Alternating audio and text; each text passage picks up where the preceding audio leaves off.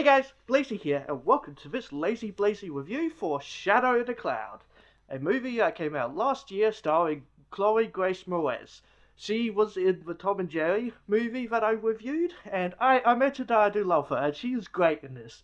She's a great actress, I generally think she's pretty great, and she did a really good job in this movie, she really did. So, I've been meaning to do a review of this movie for a very long time, and I just never got around to it, because I never got around to watching the movie. Until now, I finally watched it, and it's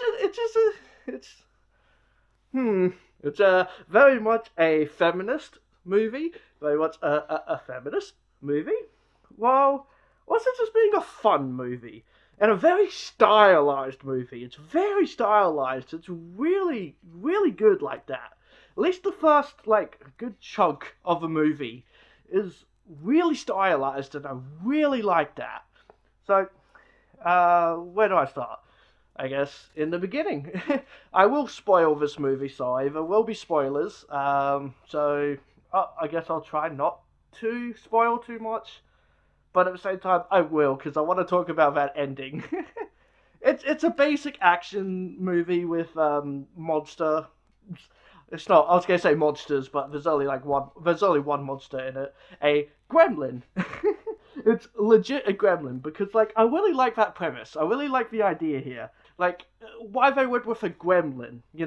Out of everything. If they're gonna do a monster thing, why refer to it as a gremlin? Because that's what it was in war times. Calling it a gremlin is basically an explanation as to when things were mysteriously damaged on a ship or on a plane. Sorry, is that they would just blame it on the gremlins, and the gremlins are ruining everything. The gremlins are tearing apart the plane. When generally it was used to deflect blame away from a pilot or another member of the crew. And, a crew messed up, but no, they'll just blame it on the gremlins.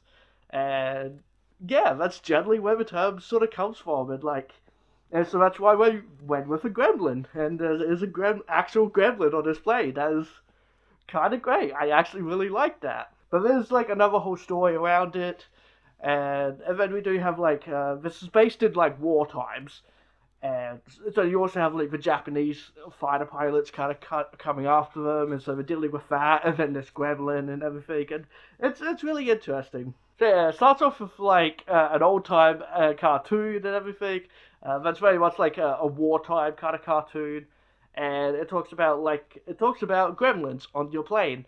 But it's also just well, no, it's actually not gremlins. It's you guys. It's all up to you to maintain your planes and all that. There aren't actually gremlins out there. Because, gremlins don't exist. Right? Right? Right? Now, right away, I was very much interested in this movie. Why? Because it had music. It had because it had music in it. Because it had music in it that hella just reminded me of Monster Hunter's music. When that the very start of that movie had really cool music, and this one did.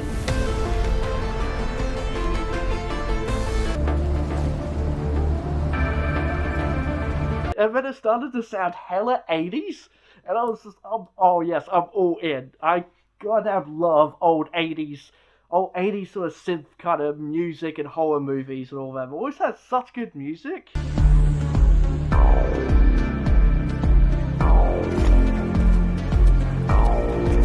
And this one did, and I was just okay, I'm in. And I really liked the visuals that were happening at the time and everything, even though it was kind of confusing and everything. She would see things and then they would disappear, which is never ever explained. But yeah, that kind of stuff would happen, I guess.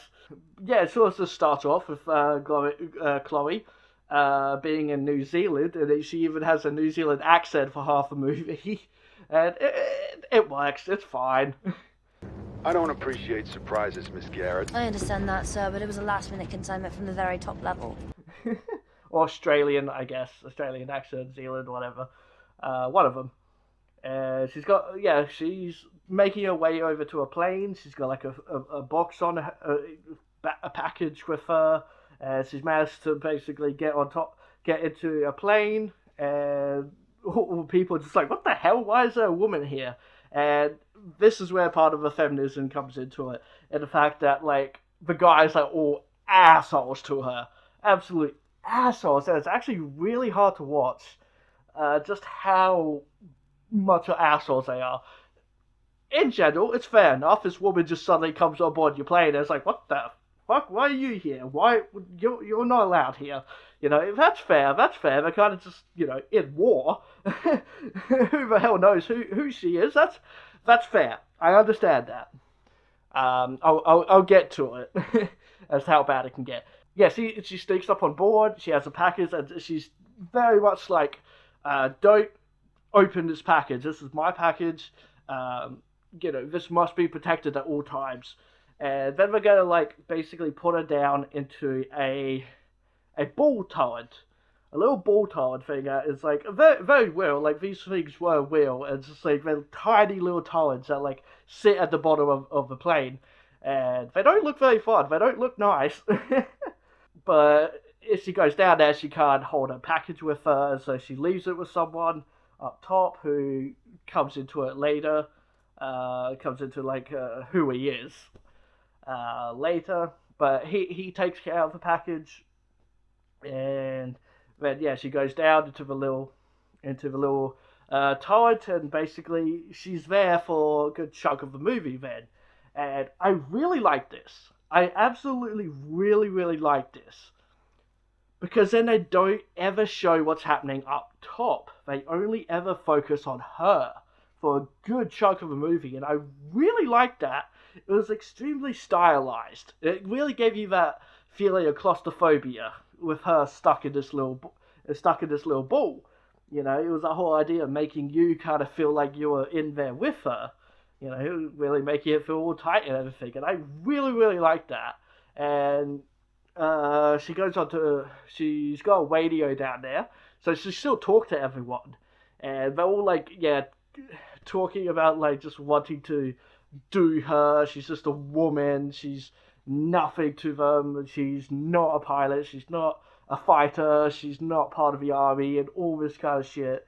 And while she's saying like she's done all this kind of stuff. She's been in war and everything. She's flown planes. So it's just like, nah, you're a woman. You haven't done shit. Very, very much like that. The men are absolute dicks in this movie. There's only that one person who was nice, which is the one that she gave the package to. And he's apparently nice to her, while everyone else is just utter assholes. She was hotter than the devil's cock.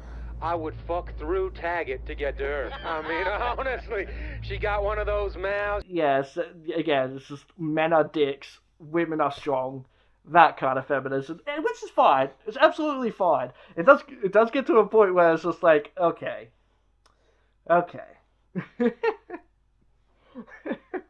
With the ending, it very much does get to that point, which is fine. It's perfectly fine. It's just, yeah, a matter of how well you do it, kind of thing, and how in your face it is. And this is perfectly fine because it was the times, I say that, but men are dicks a lot. Let's be real here. I'm a man. I could be a dick. Not like this though. Not like them.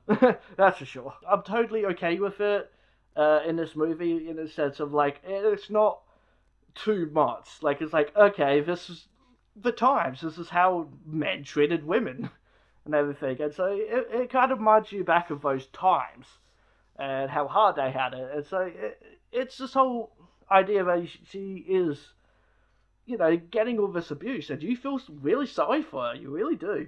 Especially because she's trapped down here and unable to do anything and just listen to the voices. Anyway, moving on. I like here as well, when they introduce who they are, we get like little intro thing. They introduce a character and they kind of just stand there, and like this cool little lighting and everything, and like it's like her visioning it, right? It's like her in her brain, like she's visioning who the voices are, and it just reminded me of the Resident Evil. The original opening in the Resident Evil game. I'll play that for you. Jill Valentine, Barry Burton, Private Dorn. At your service. I'm Private Beckel. Tail gunner. Am I wrong? It just reminds me of that, and it's just... It was cool. It's very stylized. I actually really like it. It just reminded me of something like that. But I really like that because, yeah, as I said, they don't ever show what's on top. They only ever show her. And that's really cool. The only time you see up top is when she starts thinking about what's in the package, or like thinking about the package. So you don't see what's inside it for a while. You only ever just see like the outside of it, but she quickly like it will just like flash to it. It's like, okay, that's cool. Like, I really like this part of the movie. I really liked it. So eventually, anyway, the movie continues and all that. We do get a lot of bad time. I mean, she does see the gremlin at one point. And it's very briefly and all that, but it's a bit like, oh, what's out there? Oh, there's something on the wing. There's something on the plane. Very Twilight Zone movie and episode. I think it was also an episode, but I remember it being in the movie. If anyone, and in The Simpsons and all that, the whole gremlin on the plane thing, very much reminiscent of that.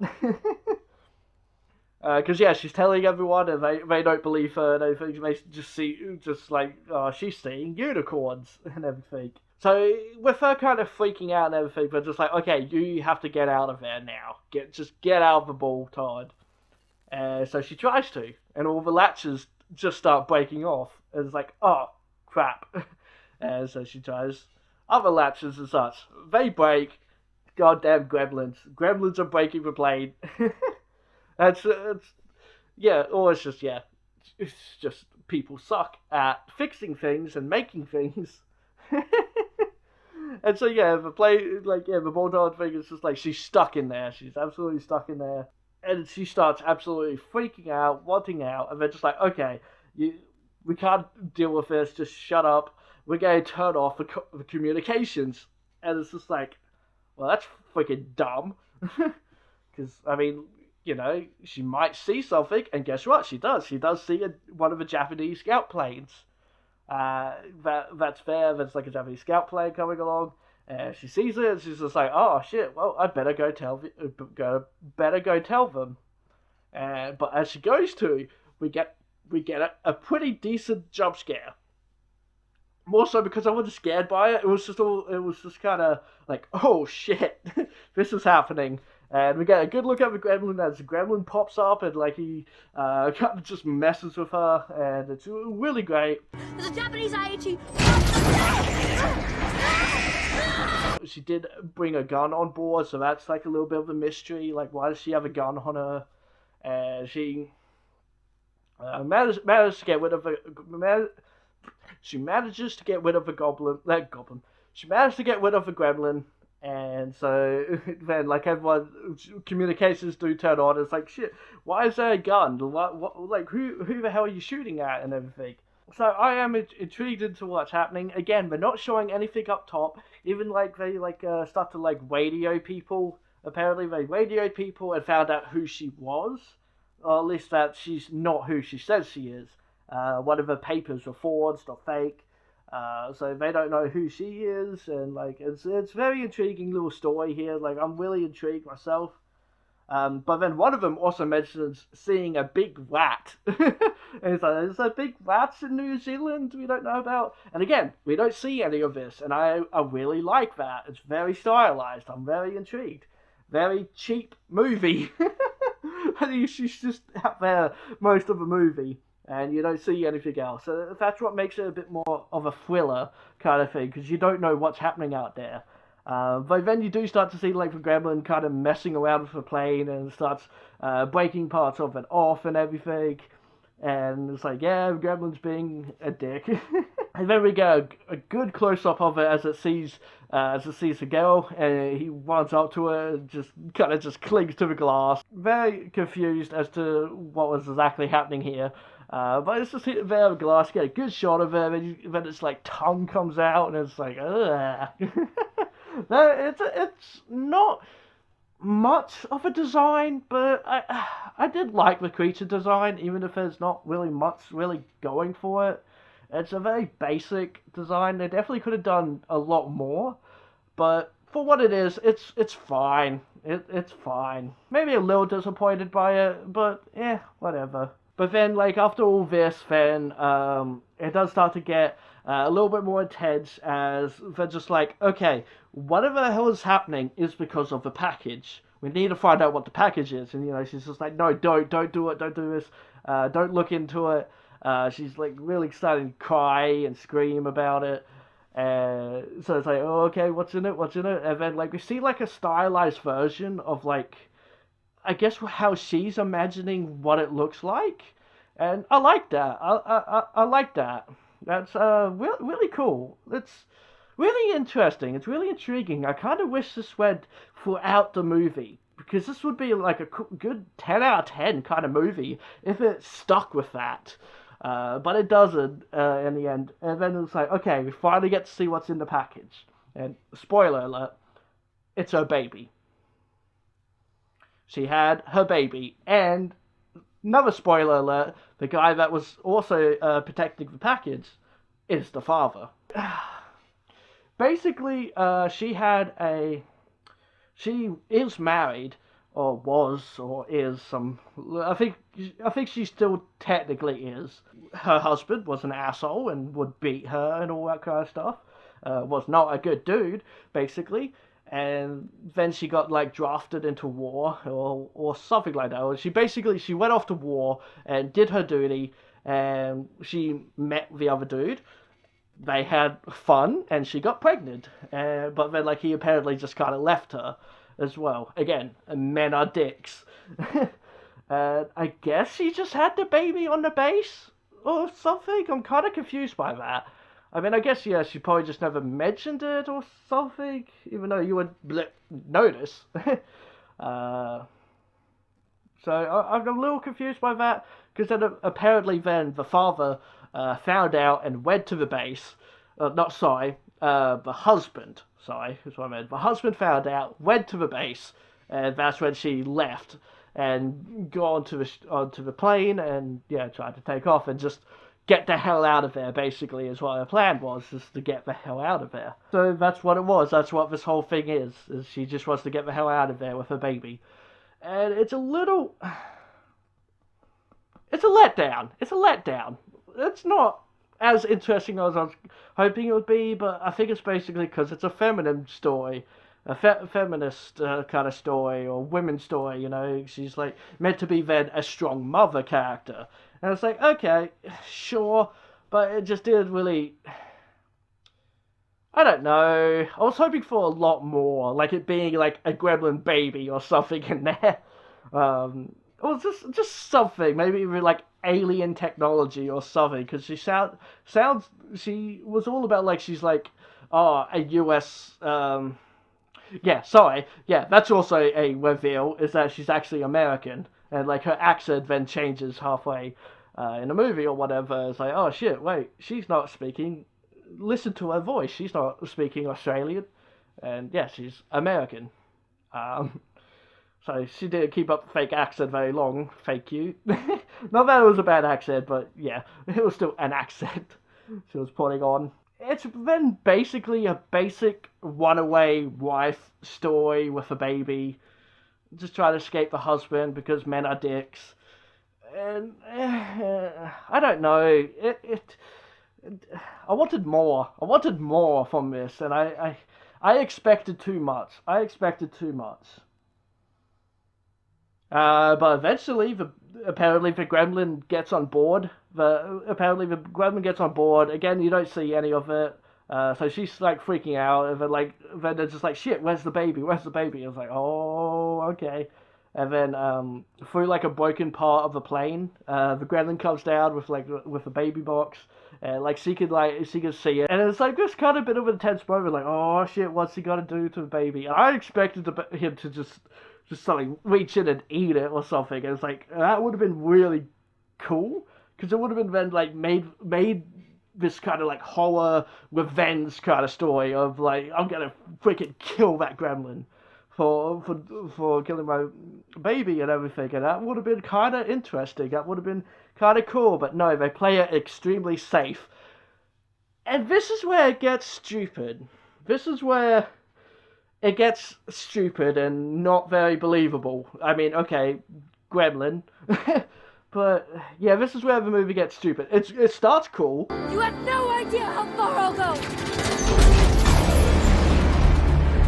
Come on! But then she starts climbing alongside the freaking plane to get to the baby, who is like in like a bag. It's like in this like it's still in like the package, and it's like it's got a bag strap that's like strapped around like a little thing. Luckily, it was like strapped around a little pole. So it's still just, she shoots the gremlin away and it's still kind of just hanging there. And yeah, she's just climbing along this plane, and it takes a while. It took a while to get to the baby and then go away from the baby, with the baby, or drag the baby away. But at the same time then as well, they are being attacked by the Japanese then, and it's like, oh shit, okay, it's getting like very intense, but also kind of stupid.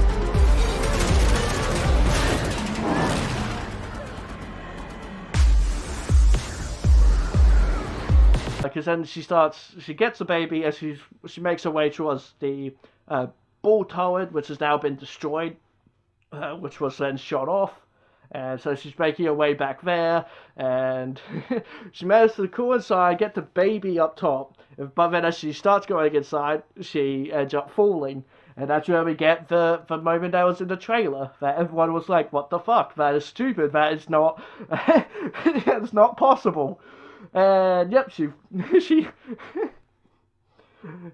falls to her death, but oh, luckily there was a plane that was on fire that explodes, and the explosion makes it go whoop all the way back up into the plane.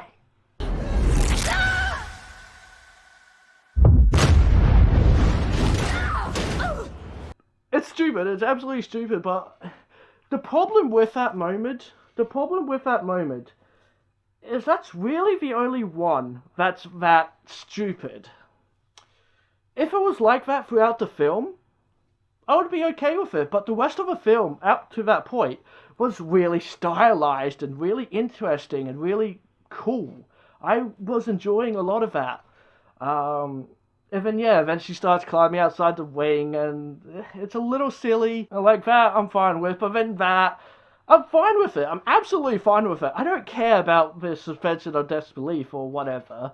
I don't care when a film gets stupid, because it's a film. It's a movie. But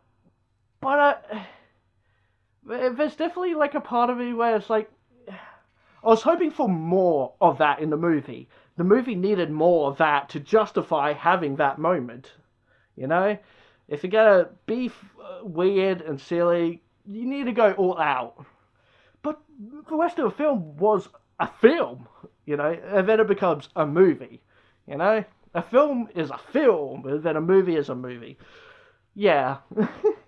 Something like that. I know what I'm talking about. And so now that she's back up top, she gets, one of the asshole characters is like, oh, hey, you're here, what are you doing here?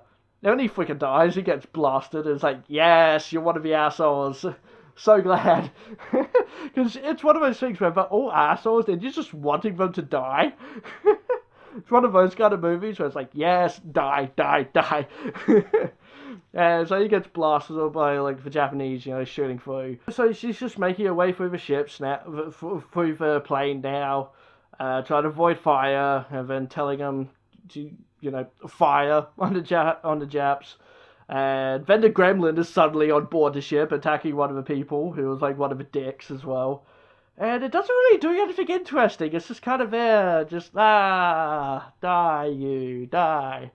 And yeah, it was just kind of disappointing. And then, like, a hatch opens up, and that dude and the gremlin both fall down, but then the gremlin has wings, and just kind of just flies off casually. she goes up to the pilots and says, "Say we gotta land this thing. We gotta do something. We gotta get out of here." Then the pilots get all shot at, and one of them dies, but not the black one. Not the black one. The black one survives. Then one of the other survivors on the ship is like the youngest one, I guess. It sounds like this was his first battle, first form of combat that happened at one point when like the first plane kind of came through, and they took that down early on in the film. Sorry, and over the comms, he was like stressing out, and then she kind of figured out this was your first battle, wasn't it? So yeah, he survives. I assume it's him. It's hard to tell because you're only listening to the voices, and they're all just white guys. There's nothing specific about their voices that really stand out. So I assume it's him. Anyway, so yeah, black guy, the youngest, who I guess was like the nice one after all this, and then yeah, the one that she slept with is still alive too. So they're the survivors. And then the gremlin comes on board again and starts attacking. A good thing she's still got a gun, and so she shoots it. It looks like it dies, and it's very anticlimactic. And it's like, oh, okay, sure, okay. It was a little bit like, oh, okay, that it, really? Okay, sure. So blah blah blah, they have to then land the plane. They do so badly, but I guess goodly as well, considering the everything. They managed to like take down all the Japanese at this point, and then so they managed to land it, and all looks well. Everyone's alive, including a baby. And then all of a sudden, Gremlin appears and kind of just takes the baby away with him. Takes the package with the baby in it away, and so the gremlin's just kind of running away with it, and it's kind of like the gremlin does nothing to the humans. It does nothing to the humans, including a baby, so I'm very confused as to what its plan is. I'm very confused as to what it's doing. Like, why not attack the people? Why not suddenly jump them and scratch at them with your claws? This thing's got claws. Why not just, like, slash one of their necks or something? It doesn't do anything. It never comes off as a threat. That's it. It never comes off as a threat. Because it doesn't kill anyone. The gremlin does nothing. And yeah, it's running away with it. And all of a sudden, Chloe Grace Moretz's character kind of just appears with a club and just smacks it. And yeah, it's very weird because all of a sudden she's all the way where that thing is. And this part is kind of great. She smacks it with a club, grabs the little pouch thing, package, whatever. Keep calling it different things. Grabs that, goes back to the father of the baby. And it's like, here, I told you to look after it. And then she like turns back around to the gremlin. She like whips off like her sleeve that's whipped off. And she just chases after her. This thing just like freaks out and she's just like, oh shit, and starts like trying to crawl away from her. And I love it because then she just fist fights it. Like she's legit pulling off like martial arts, wrestling kind of moves on it, kind of thing, and it's great. I've watched a lot of monster movies. I love monster movies. So it's kind of great to see like the monster be scared of the human, and it's absolutely hilarious. But it was so good. I absolutely loved this ending. I will absolutely say that because I was hella disappointed. Like it got shot and then it looked like it died. I was like, really? That's it? But no, we get a freaking fist fight with her, and she kills it in pretty glorious fashion. I will say, I absolutely loved how she killed it and just to fight with it. It was so funny. It was so funny, but so good. It was like, yes, there we go. This is what I wanted. This was, like, if you're gonna have that dumb moment of, like, her being exploded upward or whatever, then you gotta have this kind of dumb stuff. It's like, yes, this is good, yes. And I absolutely loved it. It was so good, it's very much, she's the one fighting. The men aren't doing anything. You know, very much woman power. But I'm totally fine with that. I'm absolutely fine with that. It was great. But then, yeah, she kills the thing, goes back to her baby, and breastfeeds it. To really hone in feminism. Yeah. I hated that part. Because it just kind of comes out of nowhere kind of thing. And it's like very much in your face feminism. Here is my boobie. Here's my boobie and my baby. Suck it, man. Mothers can be strong too, and I absolutely agree on that. It was just in your face feminism kind of thing, you know, very much just pow. Which sucks because, like, okay, it sucks for me because I absolutely loved that ending, like, with her just fist fighting the creature. But then, yeah, you do that as well. And it's like, no, we got it, she is strong. She's better than men. We get that, we get it. You don't have to go that far to prove it. To be like, yeah, she a woman. We get that. There's been strong female characters for years and years and years and years now. We understand. You don't have to push that part of it in there too. No, it's not because it made me uncomfortable. No. I just want to point that out. It's not that because it made me uncomfortable. It's just because it was just sudden and in-your-face feminism. Which I'm fine with feminism, I'm totally fine with it, totally fine. Women power, you go girl. But, yeah. So, this was, like, I loved the first half of this movie. The first half was really good. I loved how stylized it is, I love how it only focused on her.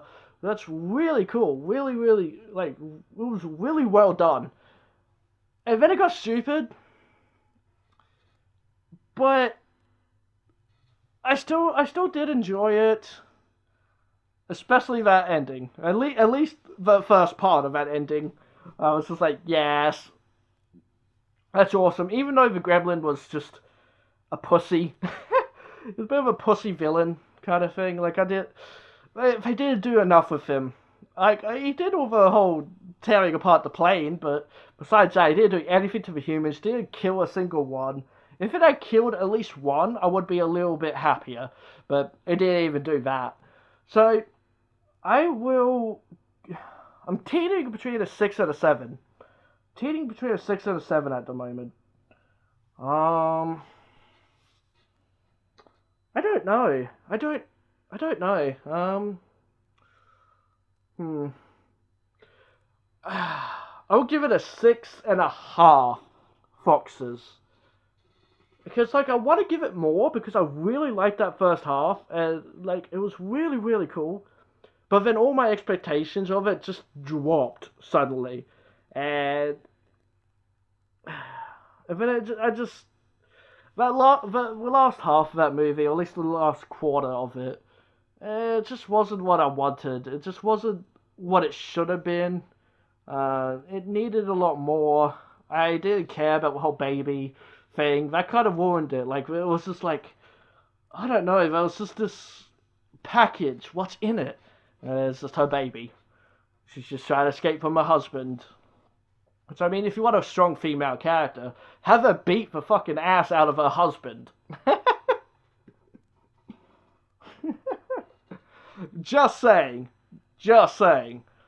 So, yeah, I'm gonna, I'll give it a 6.5 foxes.